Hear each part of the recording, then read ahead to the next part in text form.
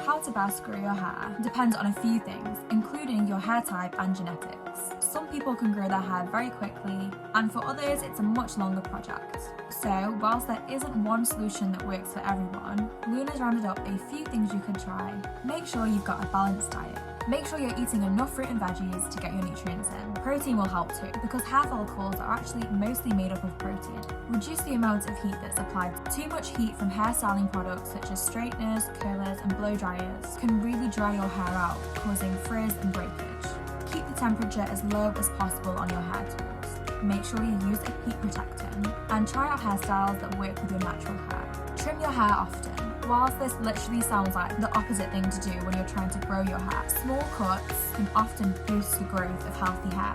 It removes any split ends, stops them from spreading further up the hair, and reduces hair breakage. Try and get enough sleep. Sleeping produces melatonin, a key hormone in enabling hair growth, so try your best to get around 8 to 10 hours of sleep a night. Switch up plastic hair bands for satin bands.